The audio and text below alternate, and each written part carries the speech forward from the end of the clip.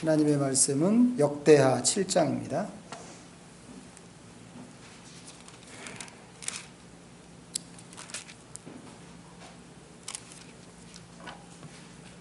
역대하 7장 14절 말씀.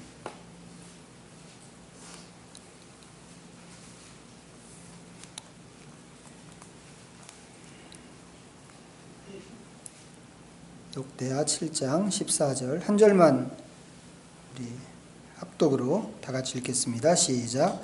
내 이름으로 일컫는 내 백성이 그들의 악한 길에서 떠나 스스로 낮추고 기도하여 내 얼굴을 찾으면 내가 하늘에서 듣고 그들의 죄를 사하고 그들의 땅을 고칠지라. 아멘. 덮지 마시고요. 거기 조금 표시해 놓으시고 조금 있다가 요 근방에 있는 다른 말씀도 좀 읽을 건데, 지난주에 우리가 좀 그동안에 수요일 날 했던 내용들 좀 정리 차원으로 좀 요약했었습니다. 핵심은 뭐였나요? 핵심 한마디로 딱 우리가 좀 기억할 수 있어야 되는데, 우리가 누군가 하는 이야기였습니다. 제일 중요한 거, 우리는 하나님 나라의 제사장이다 라고 하는 겁니다. 그거는 이스라엘 나라를 구원하실 때 이스라엘을 제사장 나라 삼은 거랑 비슷하다고 그랬죠. 그 나라를 그 민족을 애굽에서 구원해 내셨는데 그냥 구원하고 자유를 주고 끝낸 게 아니라 이제 그것으로 인해서 다른 민족을 위한 제사장 나라 삼는 것이 하나님의 계획이었고 이제 목표였습니다. 그런 것처럼 지금은 이제 우리를 하나님께서 죄와 사망에서 이제 건져 주셨고 구원해 주셨는데 그 자체가 목적이 아니고 그것과 함께 우리를 또 다른 사람들을 위한 제사장으로 우리를 세우셨다고 하는 것을 우리가 좀 기억해야 된다고 그랬습니다. 우리가 제사장이기 때문에 필연적으로 따라오는 것이 있었어요. 뭔가 하면 제단입니다. 제단. 제사장이기 때문에 우리에게 제단이 있어야 되고 우리가 드리는 제사가 있어야 되는데, 우리가 드리는 제사 대표적으로 세 가지 얘기했었죠. 뭔가요? 찬송의 제사, 선행의 제사, 기도의 제사. 이렇게 찬송의 제사, 선행의 제사, 기도의 제사. 이제 이것들을 이제 제물로 하나님 앞에 드리는 제사장이란 말이죠. 이제 그 중에서도 뭐 다 중요하지만 그 중에서도 특별히 더 중요한 것이 무엇일까 생각하면 기도의 제사라고 그랬습니다. 기도 제단 우리가 계속 쌓아야 된다 이거죠. 매일매일 기도 제단을 쌓아야 됩니다. 이렇게 이 기도 제단을 쌓아야 되는 이유가 뭐냐면, 이제 우리의 그 제사장 직분이 다른 게 아니고 죄인들을 징벌하려고 하는 하나님을 말리는 역할이기 때문에 그렇다 이 말이죠. 그래서 이것을 잘 해야만, 우리 역할을 잘 해야만 죄인들이 죽지 않고 살아남을 수 있다고 그랬습니다. 그래서 이제 오늘은 제사장으로서 해야 하는 이 역할에 대해서 우리가 좀 나누려고 합니다. 자, 조금 아까 역대하 7장 14절 읽었는데 이 말씀은 이제 구약 성경에서 중보기도와 관련된 아주 중요한, 가장 중요한 몇 개의 그 구절들이 있어요. 그 중에 하나라고 생각하면 됩니다.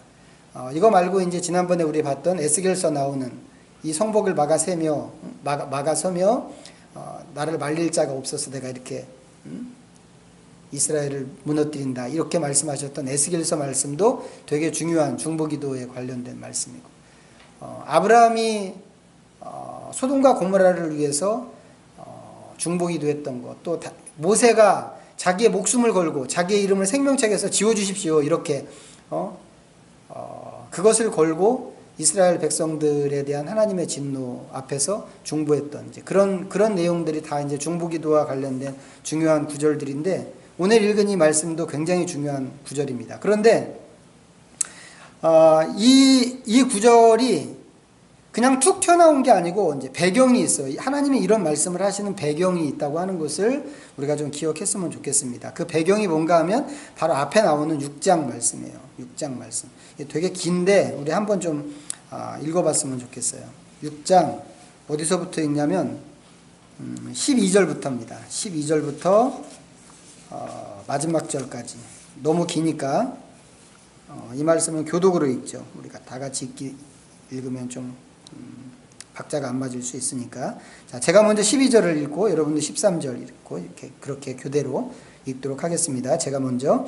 솔로몬이 여호와의 제단 앞에서 이스라엘의 모든 회중과 마주 서서 그의 손을 펴니라.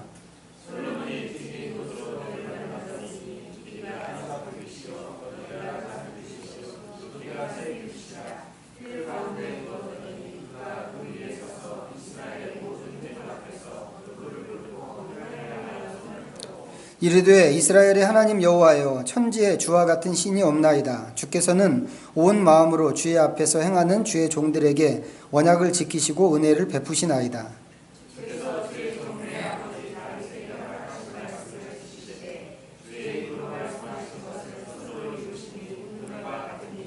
이스라엘의 하나님 여호와여, 주께서 주의 종 내 아버지 다윗에게 말씀하시기를 내 자손이 그들의 행위를 삼가서 내가 내 앞에서 행한 것 같이 내 율법대로 행하기만 하면 내게로부터 나서 이스라엘 왕위에 앉을 사람이 내 앞에서 끊어지지 아니하리라 하셨사오니 이제 다윗을 위하여 그 허락하신 말씀을 지키시옵소서.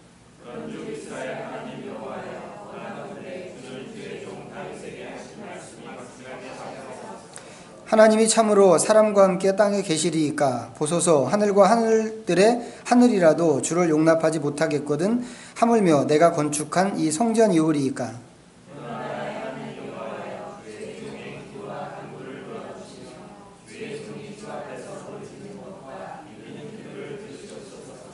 주께서 전에 말씀하시기를 내 이름을 거기에 두리라 하신 곳 이 성전을 향하여 주의 눈이 주야로 보시오며 종이 이곳을 향하여 비는 기도를 들으시옵소서.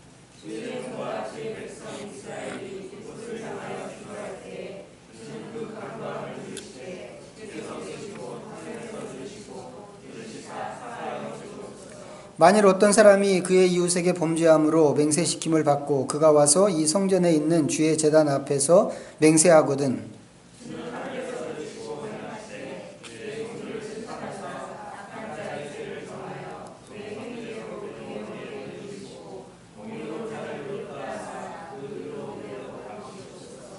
만일 주의 백성 이스라엘이 주께 범죄하여 적국 앞에 패하게 되므로 주의 이름을 인정하고 주께로 돌아와서 이 성전에서 주께 빌며 간구하거든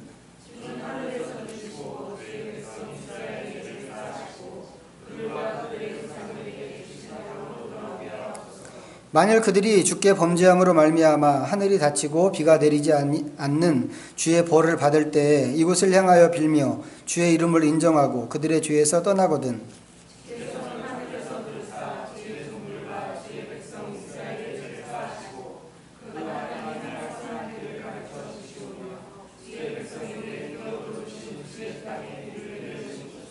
만일 이 땅에 기근이나 전염병이 있거나 곡식이 시들거나 깐부기가 나거나 메뚜기나 황충이 나거나 적국이 와서 성읍들을 에워싸거나 무슨 재앙이나 무슨 질병이 있거나를 막론하고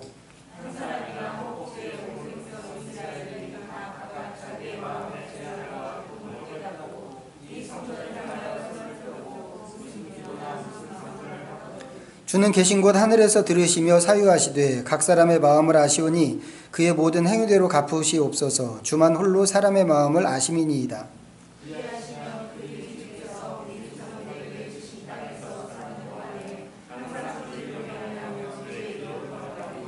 주의 백성 이스라엘에 속하지 않은 이방인에게 대하여도 그들이 주의 큰 이름과 능한 손과 펴신 팔을 위하여 먼 지방에서 와서 이 성전을 향하여 기도하거든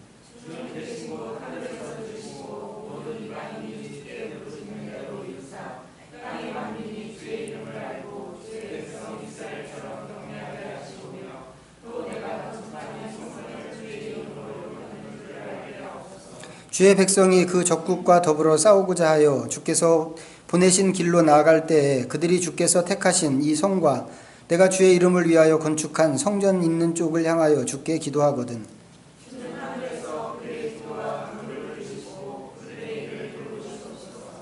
주께 범죄하지 아니하는 사람이 없사오니 그들이 주께 범죄함으로 주께서 그들에게 진노하사 그들을 적국에게 넘기심에 적국이 그들을 사로잡아 땅의 원근을 막론하고 끌고 간 후에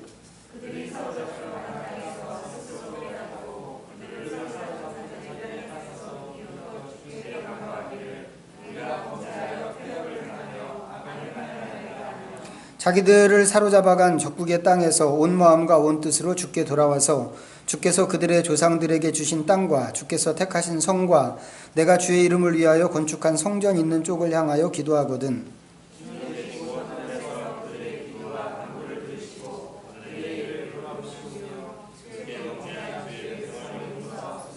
나의 하나님이여 이제 이곳에서 하는 기도에 눈을 드시고 귀를 기울이소서.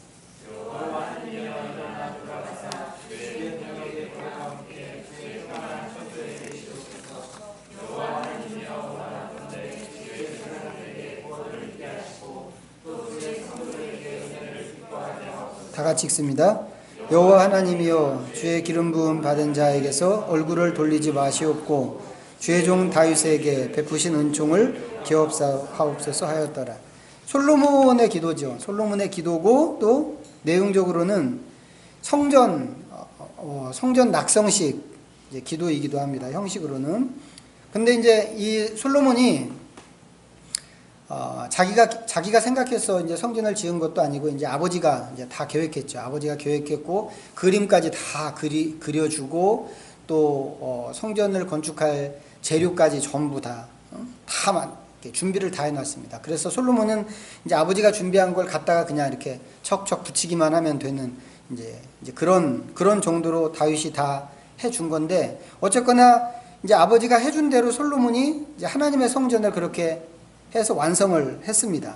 그리고 이제 성전에 들어가야 되는 기구들도 이제 원래 그 청사진대로 이제 다 적당히 자리를 다 잡아서 배치를 딱 해놨고 이제 마지막으로는 다윗성에 모셔놨던 하나님의 그 언약궤를 이제 가지고 옮겨다가 이제 성전에다가 딱 이제 모셔놨죠. 이제 그렇게 하고 나니까 어떤 일이 벌어졌냐면 하나님의 영광이 이제 그곳에 나타나서 이 성전을 가득히 덮었어요. 뭐 구약이든지 신약이든지 이제 하나님의 영광이 나타나는 것은 이제 뭘로 주로 나타나냐면 구름으로 나타납니다. 그래서 옛날에 시내산에도 구름이 이제 꽉 이제 가득 찼고, 이제 여기에도 구름이 나타나서 이제 성전 전체가 이 하나님 영광의 구름으로 가득 찼죠. 예수님이 승천하실 때 구름에 휩싸여서 이렇게 올라가셨죠.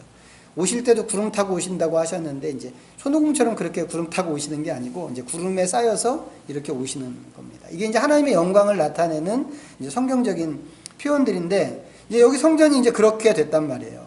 이제 그때 그렇게 하나님의 영광이 막 구름으로 가득 차고 영광이 성전에 가득 차고 할 때 솔로몬이 이제 노스로 만든 단상에 올라가서 하나님께 기도를 드리는 겁니다.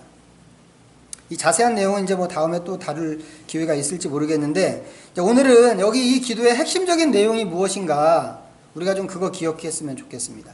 되게 긴 기도잖아요. 되게 긴 기도인데 이 가만히 보면 이렇게 긴 기도를 드리면서 솔로몬이 반복하는 패턴이 있습니다. 뭔가 하면 이런 사람이 이 성전에서 아니면 이 성전이 있는 쪽을 바라보면서 기도하면 이라고 하는 패턴입니다. 다시 보시겠어요? 21절에 이제 제일 먼저 등장하는 게 주의 종과 주의 백성 이스라엘인데 이 사람들은 특별한 상황이 없는 사람들이에요. 뭐 죄를 짓는 것도 아니고 무슨 어려움이 있는 것도 아닌데 하여튼 이제 그런 사람들의 기도를 이야기하는데 솔로몬을 포함해서 이스라엘 백성들이 일상에서 기도드리는 것을 이제 이렇게 이제 표현을 한 것 같아요. 이 사람들이 제일 먼저 등장을 합니다. 근데 그 다음에 이제 어떻게 되냐면 22절에 보면 자기 이웃에게 범죄한 사람들이 등장하는 거죠. 만일 어떤 사람이 그의 이웃에게 범죄함으로 맹세시킴을 받고 24절 보면 만일 주의 백성 이스라엘이 주께 범죄하여 적국 앞에 패하게 되므로 26절 만일 그들이 주께 범죄함으로 말미암아 하늘이 닫히고 비가 내리지 않는 주의 벌을 받을 때에 다 이런 식이란 말이죠. 28절 32절 또 34절 37절 전부 이런 식으로 되어 있습니다. 눈에 띄는 건 뭐예요? 첫 번째 등장한 사람들하고 32절에 나오는 이방인의 경우를 제외하면 전부가 범죄한 경우를 이야기하고 있다고 하는 겁니다. 범죄로 인해서 어떤 때는 전염병이 생기고 어떤 때는 기근이 생기고 어떤 때는 전쟁이 일어나서 뭐 죽거나 포로가 되어서 잡혀가거나 하는데 그 어떤 상황에라도 이 사람들이 뉘우치고 성전에 와서 올 수 없으면 성전이 있는 쪽을 바라보면서 회개하고 하나님께 기도하면 하나님은 그 기도를 들으시고 꼭 응답해 주십시오. 라고 하는 기도가 지금 솔로몬이 드리는 이 긴 기도란 말이죠. 그리고 이제 여기에 이제 이 기도 말미에 또 재밌는 얘기가 하나 있어요. 41절인데 41절 말씀이 두 가지를 이야기합니다. 첫 번째는 여호와 하나님이여 일어나 들어가사 주의 능력의 궤와 함께 주의 평안한 처소에 계시옵소서. 이 기도 하나 하고 또 하나는 주의 제사장들에게 구원을 입게 하시고 주의 백성들에게는 은혜를 기뻐하게 해주십시오 라고 하는 기도입니다. 하나님한테 지금 어디로 들어가라는 거예요? 어디로? 주의 평안한 처소에 들어가. 여기가 어딘가요? 여기가? 지성소겠지. 지성소. 성전의 가장 내밀한 그 방, 지성소란 말이죠. 원래 그 방이 하나님이 임재하시는 그 방이었어요. 그 방에 뭐가 있나요? 법궤가 있는 거죠. 법궤가 있고 그 법궤를 덮은 이제 뚜껑 위에 하나님이 앉아 계신 하나님의 보좌, 시은좌가 있다는 거예요. 거기서 하나님이 이제 이거 이제 이 그림은 다 원래 이제 원형이 하늘에 있는데 하늘에 있는 그것의 그림자라고 이제 히브리서에서 얘기해 줬잖아요. 하나님께서 그 법궤 위에 있는 뚜껑 거기에 있는 시은좌에 내려오셔서 거기에 앉으셔서 거기에서 우리에게 은혜를 베풀어 주시는 거예요. 그래서 시은좌라고 이제 이렇게 이야기하는 겁니다. 이제 거기에 그 하나님이 계시는 그곳에 대제사장이 1년에 한 번씩 들어간다고 그랬죠. 짐승의 피, 제물의 피를 들고 들어간다고 그랬는데 솔로몬의 기도를 보면 이 과정 전체, 그 대제사장이 하나님이 계시는 그곳에 들어가는 그 과정 전체를 염두에 두고 하는 기도처럼 보인다고 하는 것입니다. 그런데 이렇게 기도를 다 드렸더니 어떤 일이 일어났어요? 또 하늘에서 불이 내려와서 제단 위에 있는 모든 제물을 다 살랐습니다. 성경에 이렇게 불이 직접 내려와서 제단을 확 불태우는 그런 경우들이 몇 번 안 나옵니다. 처음에 이제 성막을 세우고 첫 번째 아론이 이제 첫 번째 제사를 드릴 때 그때 이제 하나님이 불을 내려주셨고 또 지금 이제 이런 일들이 생겼고 엘리야 선지자가 이제 갈멜산에서 또 제단을 무너진 제단을 다시 쌓고 이제 하나님께 제사를 드릴 때 그때도 하늘에서 불이 내려왔고 예수님께서도 제사를 드리셨다고 그랬죠. 예수님이 드리신 제사에서도 불이 내려왔어요. 어떻게 내려왔게요? 그때는 성령이 불과 같은 모양으로 내려왔다 이거죠. 그것도 이제 같은 맥락이라고 이야기할 수 있습니다. 근데 어쨌거나 이제 이렇게 하늘에서 불이 내려와서 제단에 있는 제물을 이제 몽땅 다 살랐다라고 하는 것은 하나님께서 그 제사를 기쁘게 받으셨다라고 하는 그런 뜻입니다. 이제 그렇게 하고 그런 일들이 쭉 진행이 되고 나서 오늘 우리가 처음에 읽었던 말씀이 나온다고 하는 겁니다. 이 솔로몬의 기도와 솔로몬의 제사를 만족스럽게 생각하신 하나님께서 솔로몬에게 나타나셔서 이렇게 말씀을 하시는 거예요. 7장 14절에 있는 말씀을 가뭄이 들고 흉년이 찾아오고 전염병이 들고 메뚜기 떼가 공격해 올 때 어떻게 해야 하는가? 당연히 기도해야 되겠죠. 앞에서 솔로몬이 이렇게 몇 가지를 꼽아가면서 기도한 것처럼 기도해야 되는데 하나님 말씀은 그 기도가 그렇게 기도할 때 그 기도가 어떤 시기에 기도해야 하는가를 지금 보여주고 있다고 하는 겁니다. 7장 14절 다시 한번 읽어볼까요? 시작.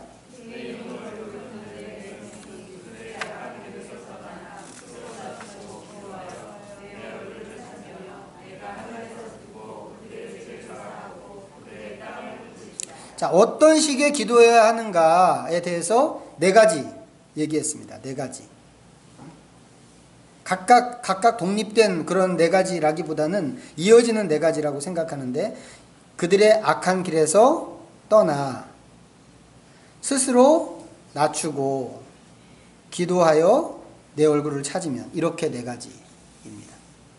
이거 그냥 전부 뭉뚱그려서 한마디로 얘기할 수 있죠. 기도했다, 기도한다 이렇게 얘기할 수 있습니다. 기도라고 하는 거 우리가 늘 생각하는 거죠. 우리가 기도를 잘하든지 못하든지 또 기도를 많이 하든지 그렇지 못하든지 그런 것과 상관없이 우리는 늘 이거 알고 있습니다. 우리는 기도해야 된다. 이거 늘 생각하고 있습니다. 그런데 우리가 기도해야 한다라고 할 때 보통 우리가 생각하고 기대하는 것이 무엇인가? 주로 우리가 생각하는 기도는 내가 현재 직면하고 있는 내 문제일 때가 많다 이 말이죠. 내 문제. 앞에서 얘기한 것처럼 기근이 들고 전염병이 들고 전쟁에 잡혀서 포로가 된다. 그런 상황이 된다라고 한다면 어떻게 하겠어요? 그럴지라도 역시 내 문제로 기도할 때가 훨씬 많다 이 말이죠. 그런 상황에서 내가 어떻게 먹을 것을 얻을 것인지, 기근의 상황에서 어떻게 전쟁의 수렁에서 내가 목숨을 건질 것인지, 어떻게 전염병의 공격을 피할 것인지, 그게 보통 우리가 갖고 있는 기도의 패턴이고 자세고 태도고 그렇다 이 말이죠. 우리는 주로 그런 것들을 염려합니다. 그러니까 주로 기도하는 게 하나님 이런 일을 좀 피하게 해주십시오. 나를 좀 도와주십시오. 하나님 나를 이 기근 속에서도 나를 좀 불쌍히 여겨주시고 먹을 것을 좀 공급해 주십시오. 주로 이런 거 기도하지 않느냐 이 말이죠. 그런데 지금 말씀에서 읽은 말씀에서 하나님이 얘기하시는 거 뭐예요? 기도하면 하나님께서 뭐 하신다고요? 들으시고 땅을 고치신대요. 땅을. 여러분 이해가 되세요? 아니면 용납이 되세요? 하나님이 이런 말씀하시는 게 용납이 되세요? 솔직히 말하면 저는 땅을 고치는 게 우리의 관심일까? 이런 생각이 좀 들어요. 아니 지금 내 발등에 불이 떨어졌는데 무슨 하나님 지금 땅을 고치고 계세요. 이런 거 얘기하고 싶지 않으세요? 저는 좀 그런 마음이 드는데 일반적인 우리의 그 기도 패턴을 생각하면 하나님의 이런 말씀이 용납 안 될 확률이 더 크다 이 말이죠. 좀 저한테는 그런 생각이 듭니다. 그런데 하나님께서는 우리가 드리는 기도를 땅을 고치는 문제하고 딱 결부를 시키고 계신다라고 하는 겁니다. 왜 그러실까요? 이렇게 한가하게.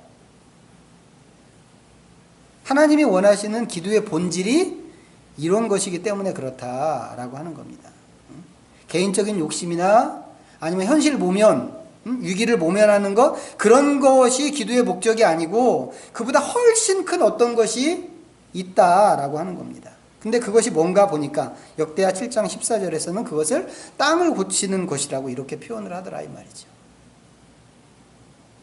이게 단순히 황폐해진 땅을 비옥하게 만든다 이런 얘기가 아니고요. 죄를 해결하는 이야기다라고 하는 것으로 지금 하나님께서 이 문제를 끌고 가시고 있다고 하는 거 우리가 좀 기억하면 좋겠습니다.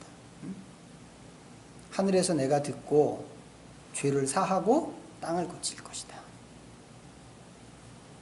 땅이 뭐예요? 땅은 근본적으로 우리 인간 존재의 근원이죠. 물론 이제 더 궁극적으로 우리의 근원은 하나님이세요. 하나님 우리를 만드셨으니까. 그런데 하나님이 우리를 뭘로 만드셨어요? 흙으로 만드셨단 말이죠. 흙으로 만드셨고 또 땅에서 나오는 것으로 우리의 삶을 유지하게 하셨어요. 인간만 그러는 게 아니고 모든 짐승이 다 똑같죠. 그런 점에서 이 땅이 온전하게 보존되는 것은 우리의 삶을 보존하는 것과 똑같은 일이다 이렇게 이야기할 수 있습니다. 그런데 지금 이 말씀에서 땅을 고치는 이야기를 하고 있다고 하는 겁니다. 땅을 고친다고 하는 말은 뒤집어서 얘기하면 무슨 뜻이겠어요? 이 땅이 망가졌다고 하는 그런 뜻이겠죠. 어떻게 망가졌나요? 언제? 첫 번째로 망가진 것은 선악과 사건에서 망가진 거죠. 아담과 하와가 하나님 말씀 어기고 선악과를 따먹었을 때 그 일로 말미암아서 땅이 저주를 받았습니다. 그러면서 땅이 저주를 받으면서 원래 하나님의 의도는 그 땅에서 초목이 나오고 푸른 풀이 나오고 곡식이 나오고 실과가 나오고 해야 되는데 그 땅이 저주받고 나니까 그 땅에서 가시와 엉겅퀴가 나기 시작하더라 이 말이죠.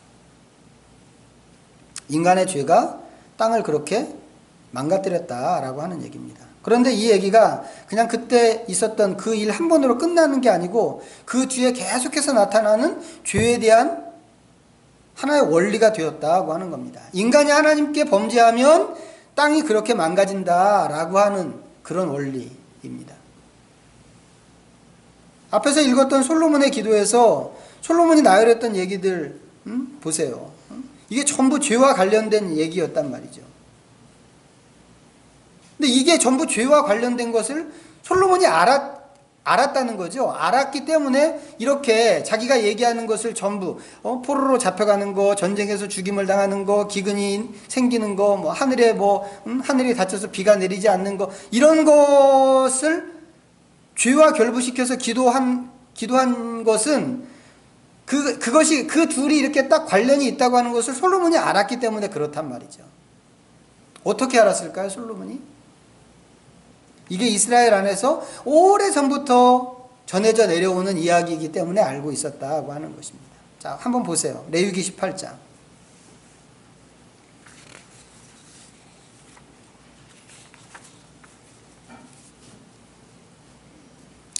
레위기 18장 24절부터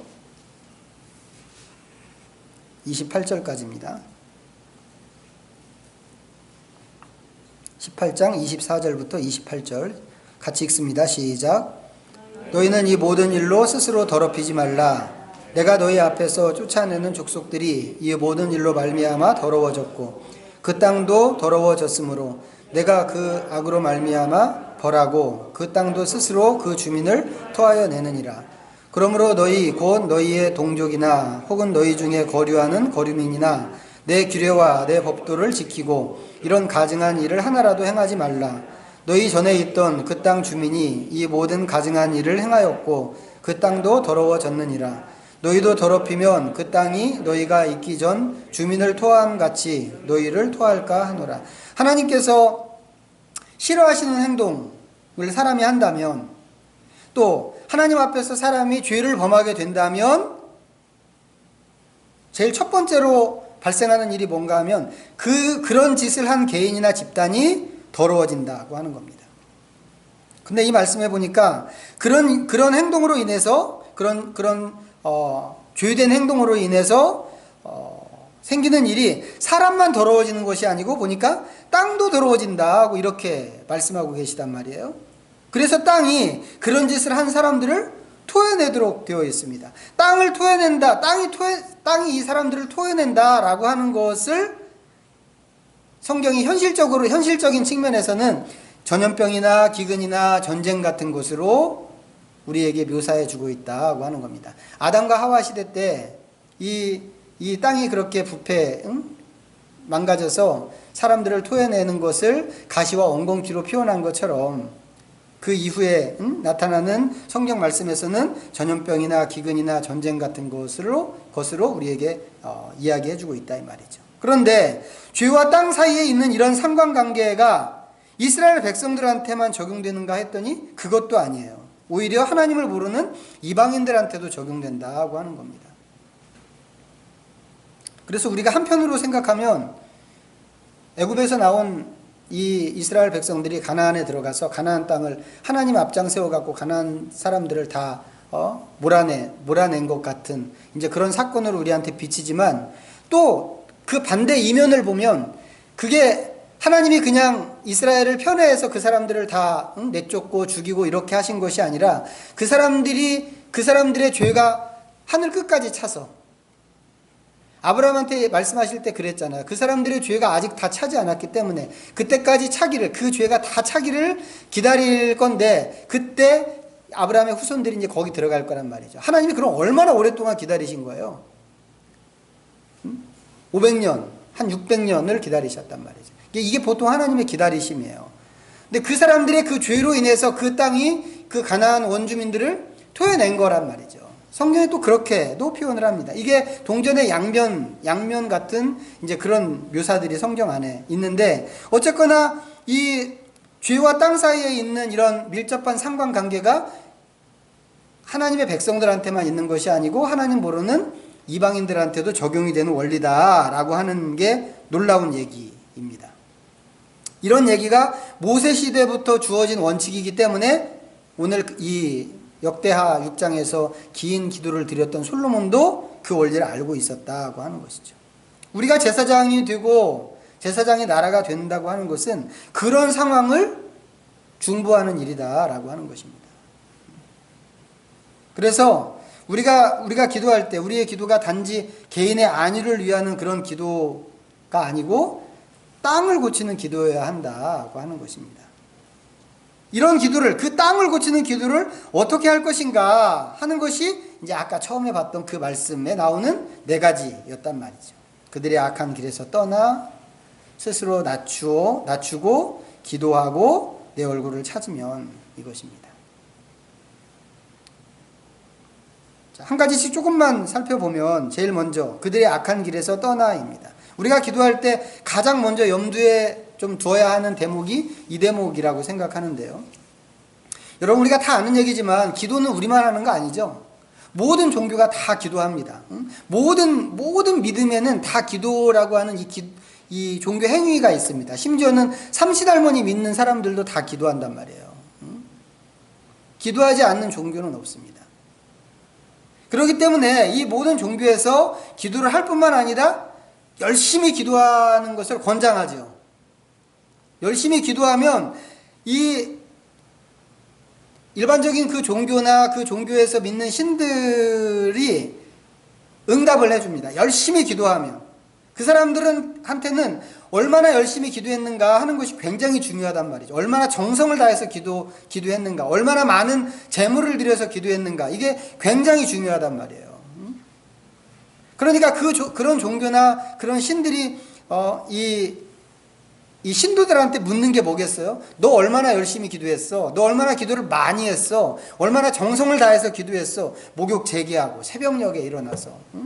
이거 굉장히 부정 안 타는 그런 기도 행위가 굉장히 중요하단 말이죠. 그런데 하나님은 안 그러신다고 그랬죠. 그런 거 물어보지 않으세요. 하나님은 기도하는 사람한테 뭐 물어보신다고 그랬어요? 어떻게 살았나? 이거 물어보신다고 그랬습니다. 이거 전에 제가 한번 말씀드렸는데. 다른 신들은 이거 물어보지 않아요. 그냥 큼지막한 그 상에다가 아주 상다리가 부러지게 재물을 쌓아놓고 돈 많이 드리고 정성 다해서 막 100일 기도, 1000일 기도 이렇게 드리면 그것을 오케이. 근데 하나님은 그런 거 묻지 않는단 말이죠. 어떻게 살았는가? 이거 물으세요. 이게 차이죠, 이게. 하나님과 다른 신의 차이. 다른 종교에서는 열심히 기도하면 응답받습니다. 열심히 기도할수록 응답받을 확률이 더 높아집니다. 그래서 오체투지 아시죠? 길바닥에다가 몸을 던져서 어디예요? 성전까지 가는. 걸어서도 안 가잖아요. 그냥 몸을 던져서 몇 달씩 걸려갖고. 이 오체투지 같은 기도가 최고인 거죠. 저는 이 오체투지, 그 티벳 사람들 오체투지로 가는 거 보면 눈물이 나요, 눈물이 나. 너무 감동적이어서. 여러분 감동되지 않나요? 그런 장면? 근데 저는 그 장면이 너무 감동돼서 눈물이 나는데 하나님은 그런 거 하나도 감동 안 받으신단 말이에요.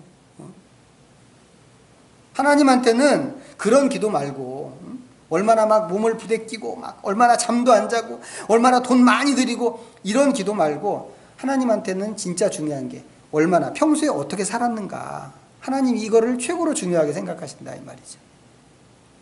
그러니까 나쁜 짓을 하면서 기도한다 이런 것은 하나님 앞에서는 아무짝에도 쓸모가 없는 겁니다. 자, 야고보서 4장에 있는 말씀 한번 보겠습니다. 신약으로 가서 야고보서 4장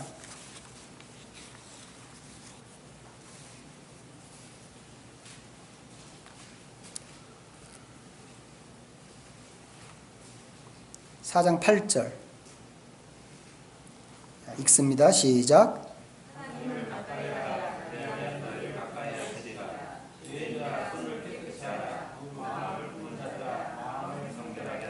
자, 우리가 기도하는 것은 하나님한테 기도하는 거잖아요. 근데 하나님께 기도하려면 하나님께 나아가서 기도해야 된단 말이죠. 하나님께 가까이 가서 기도해야 되는데 하나님께 가까이 가려면 하나님께 가까이 가려고 하는 사람은 먼저 해야 하는 일이 뭔가? 손 먼저 털고 가야 된다 이 말이죠. 손 먼저.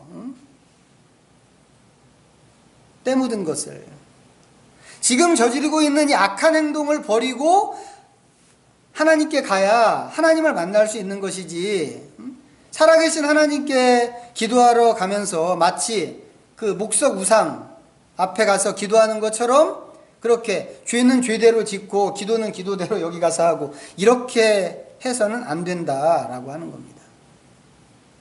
그래서 죄를 품고 기도하는 것은 그 자체가 기도를 받으시는 하나님을 모독하는 것이나 마찬가지다라고 하는 거죠. 그래서 그들이 악한 길에서 떠나아가 첫 번째로 나오는 중요한 기도의 내용입니다. 두 번째는 뭐예요? 스스로 낮추고입니다. 스스로 낮추고. 여러분, 기도는 왜 하나요? 우리는 기도를 왜 하나요? 가끔 이런 거 질문하는 사람들이 있어요. 하나님 전지전능하신데 우리가 꼭 기도를 해야만 할까? 내가 기도 안 하면 하나님이 나한테 뭐가 필요한지 하나님 모르실까? 하나님은 전지하시고 전능하시고 사랑도 많으신 하나님이신데 그러면 모든 것을 다 아시고 모든 것을 다 하실 수 있는 하나님이 사랑하는 마음으로 그냥 내가 기도하지 않아도 다 미리 알아서 채워주셔야 하는 거 아닌가? 이렇게 묻는 사람들이 의외로 있어요. 예레미야 29장 한번 보겠습니다.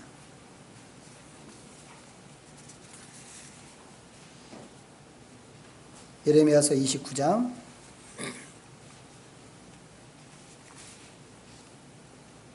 10절부터 14절까지 같이 읽겠습니다. 다 같이 시작.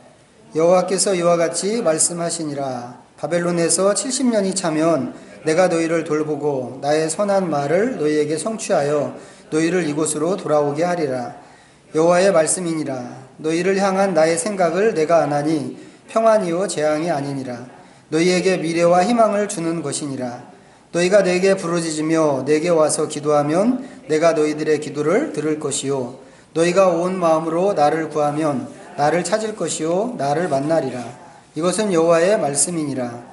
나는 너희들을 만날 것이며 포로 중에서 다시 돌아오게 하되 내가 쫓아 보내었던 나라들과 모든 곳에서 모아 사로잡혀 떠났던 그곳으로 돌아오게 하리라. 이것은 여호와의 말씀이니라. 자, 하나님께서 이스라엘을 포로로 보내셨어요. 하나님이 보내신 겁니다. 이스라엘 사람들은 이해하지 못했지만 하나님이 당신이 하신 일이라고 그렇게 말씀하셨어요. 그런데 70년이 지나면 돌아오게 하시겠다고 딱 약속을 선포를 해주셨어요. 이게 하나님의 계획이죠. 그리고는 이스라엘을 대하는 하나님의 진짜 마음이 무엇인가 하는 것도 말씀해 주셨어요. 그것은 이스라엘에게 평안과 희망의 미래를 주시는 겁니다. 그런데도 하나님 뭐라고 그러셨어요? 기도해라.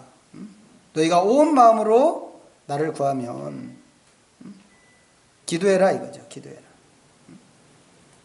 너희가 내게 부르짖으며 내게 와서 기도하면 내가 너희의 기도를 들을 것이요. 다 정해놓은 일정이잖아요. 지금 포로로 잡혀간다고 하더라도 70년 지나면 하나님이 정해놓으셨으니까 그때가 되면 가만히 있어도 그냥 다 이 사람들을 되돌려 보내야 할 것 같은데 기도하지 않아도 다 이 일이 하나님의 계획이 이루어질 것 같은데 굳이 기도할 필요가 무엇이 있을까? 하나님은 왜 기도하라고 그러셨을까? 두 가지 이유입니다. 두 가지 이유. 첫 번째는 기도하는 것 자체가 하나님에 대한 굴복이기 때문에 그렇다 이 말이죠. 하나님에 대한 굴복. 하나님이 왕이십니다. 나는 아무것도 아닙니다. 하나님이 돕지 않으시면 나는 아무것도 아닙니다. 라고 하는 그 믿음의 고백이란 말이죠. 기도하지 않는 것이. 기도하는 것이. 그렇기 때문에 기도하지 않는 것은 불신앙인 거죠. 그 자체가. 굴복하지 않는 것이고. 또 한 가지 이유는 기도라고 하는 것은 내가 필요한 것을 쟁취하는 게 아니다라고 하는 겁니다. 필요를 쟁취하는 게 기도가 아니고 하나님을 만나는 것이 기도다라고 하는 거죠. 그러기 때문에 기도하라고. 다 정해진 일이지만 기도하라고 하나님 말씀하셨죠.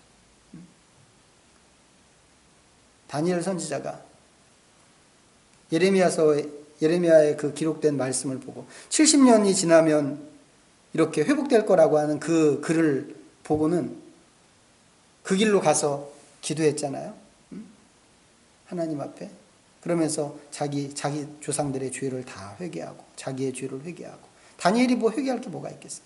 근데 그 자기 민족의 죄를 회개하면서 마치 그렇게 하지 않으면 하나님이 안 해주실 것처럼 그런 모양으로 기도하더라 이 말이에요.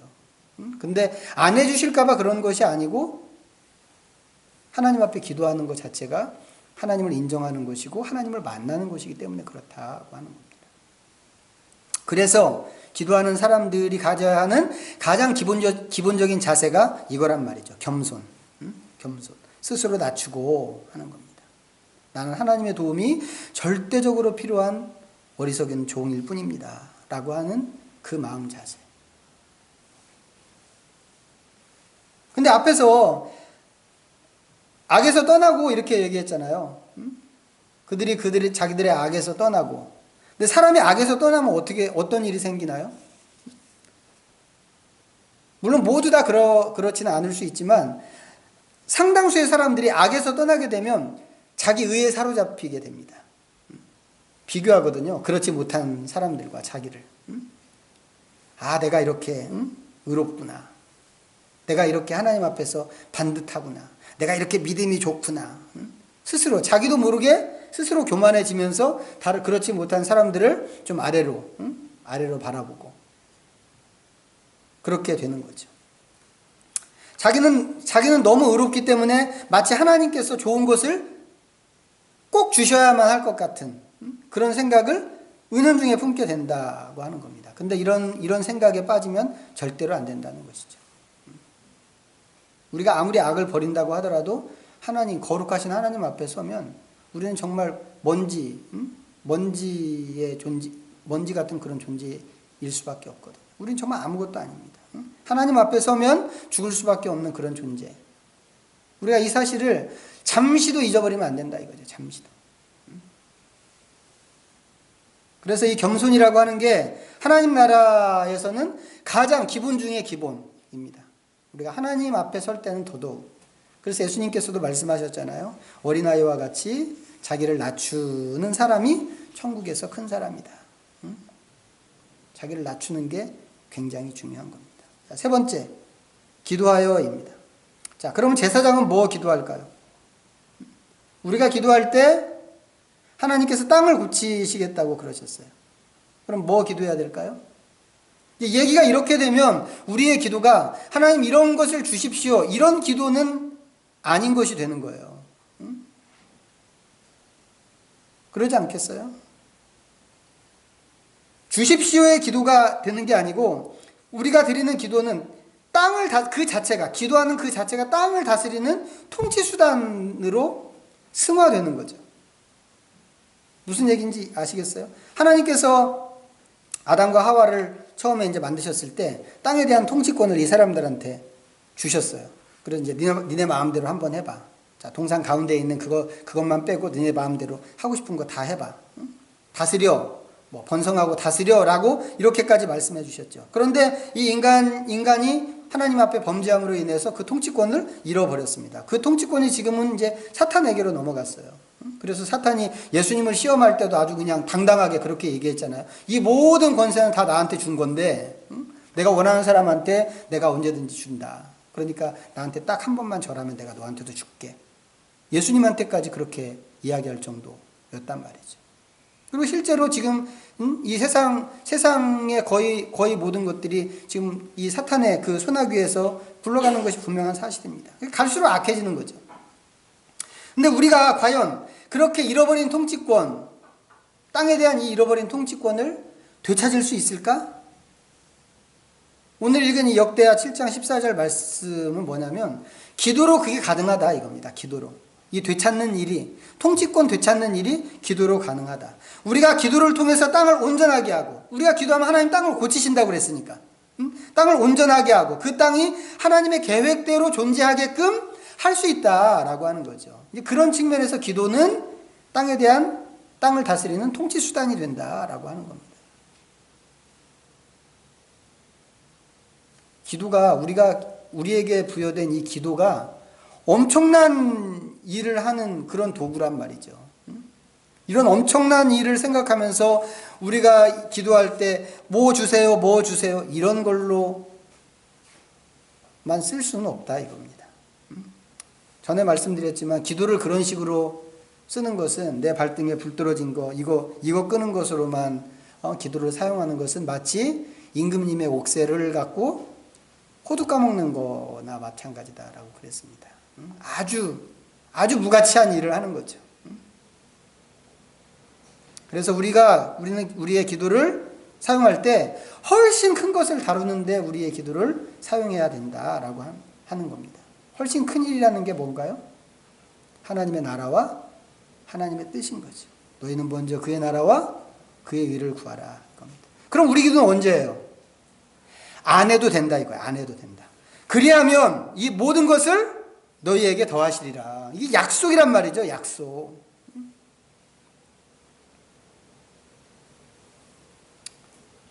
자, 네 번째, 내 얼굴을 찾으면입니다. 인간의 기도 행위에서 가장 기본되는 정의, 기도란 무엇인가 라고 할 때 가장 기본적인 정의는 뭐냐면 하나님의 도움을 구하는 것, 이렇게 이야기할 수 있습니다. 내가 할 수 있는 것을 기도하는 사람은 거의 없죠. 거의 없습니다. 내가 할 수 있는 것은 그냥 내가 하면 된다고 생각합니다. 기도하는 것은 내가 할 수 없기 때문에 기도하는 거죠. 내가 할 수 없지만 얻고 싶어서 기도하는 겁니다. 우리가 이제 보통 그런 것을 기도라고 하는 겁니다. 하다못해 새해 떠오르는 그 햇님을 보고 이렇게 기도하는 사람조차도 기도를 그런 것으로 생각한다 이 말이죠. 근데 우리의 기도는 그런 차원을 뛰어넘는 거라고 그랬어요. 우리가 하는 기도는 그런 것이 아닙니다. 다만 이제 일반적인 정황으로 볼 때 기도는 하나님의 도움을 구하는 것이다. 이렇게 이야기할 수 있습니다. 그런데 하나님의 도움을 구한다는 것은 무슨 말이기도 하냐면 하나님 이 일에 대해서 이 부분에 대해서 하나님이 일해 주세요라고 하는 그런 요청이라고도 할 수 있습니다. 이거 내가 할 수 없으니까 하나님의 도움을 구하는데 하나님 내가 할 수 없는 이것을 하나님이 좀 해주세요라고 하나님이 일하시도록 요청하는 것이 기도다라고 하는 그런 말로도 바꿀 수 있다 이 말이죠. 그래서 우리가 기도하는 데 있어서 놓치지 말아야 되는 중요한 정신이 이제 여기 한 가지 있는데 뭔가 하면 기도는 내가 일하는 것이 아니고 하나님이 일하시는 일이다라고 하는 겁니다. 우리 처음에 교회 시작할 때 거기 기도 카드에다가 써붙인 거 기억하시나요? 내가 일하면 내가 일하고 내가 기도하면 하나님이 일하신다. OM 선교회 만드신 조지 버워 선교사님이 늘 했던 얘기였는데 내가 일하는 것을 포기하고 하나님이 일하시도록 요청하는 것이 기도여야 된다라고 하는 겁니다. 그런데 이제 거기에 우리는 더해서 덧붙여서 생각해야 될 게 그럼 그때 말하는 그 일이라고 하는 건 누구 일이냐 하는 거예요. 누구 일. 내가 요구하는 일이 아니고 하나님이 원하시는 일이어야 된다라고 하는 거죠. 이게 안 되면 어떻게 되나요? 하나님의 자리에서 끌어내려다가 알라딘 램프의 요정으로 만드는 거예요. 하나님 이거 꼭 해주셔야 됩니다. 안 해주시면 절대 안 됩니다. 이렇게 하는 것은 하나님을 램프의 요정으로 만드는 일이다 이 말이죠. 우리의 기도는 하나님을 하나님 되게 해야 되는 겁니다. 하나님께서 원하시는 일들을 하나님이 원하시는 방식으로 하나님이 원하시는 때에 이루어 주십시오. 예수님이 그런 기도를 들으셨죠. 할 수만 있으면 이 잔이 내게서 지나가기를 원합니다. 그렇지만 아버지의 뜻대로 되기를 원합니다. 우리가 바라는 거 있단 말이에요. 있지만 하나님의 주권과 하나님의 일하심을 하나님의 계획을 우리가 인정하고 그것을 더 높여드려야 된다라고 하는 것입니다. 이게 제대로 되면 어떻게 되나요? 하나님과 우리의 관계가 분명해지는 거죠. 다시 설정됩니다. 하나님은 주인이 되시고 나는 종이 되는 겁니다. 명령은 누가 내리나요? 하나님이 내리는 겁니다. 하나님 이것을 해주세요. 하나님 어떻게 나한테 이러실 수가 있어요. 이런 말은 하면 안 된다 이 말이죠.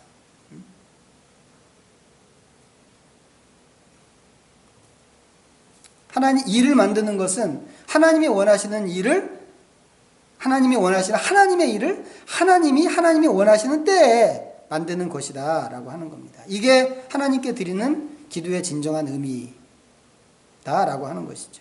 이렇게 될 때 이제 이런 기도를 드려야 된다는 거예요. 이런 기도. 근데 이런 기도를 드릴 때 우리는 이제 어떻게 되는 것인가?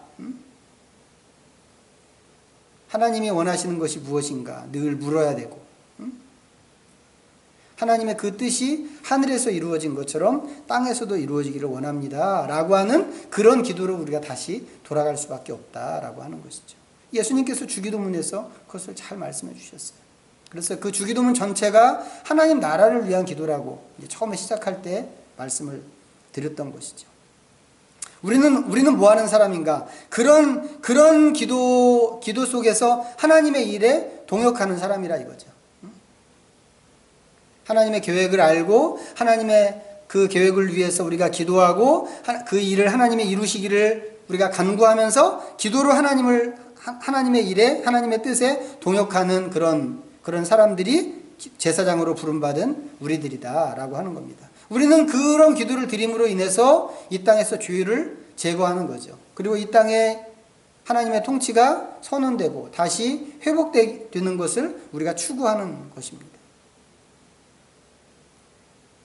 결국 이렇게 되면 제사장으로서 우리가 드리는 기도는 사사로운 기도일 수 없고 나라를 위한 기도여야 된다라고 하는 결론으로 이어지게 됩니다. 시대를 위한 기도여야 된다라고 하는 결론이 되는 것이죠. 나를 위한 기도보다는 다른 사람들을 위한 기도여야 된다. 늘 우리가 먼저 생각해야 되는 것이 죄죠. 그런 측면에서 죄. 죄가 땅을 망가뜨리는 것이기 때문에.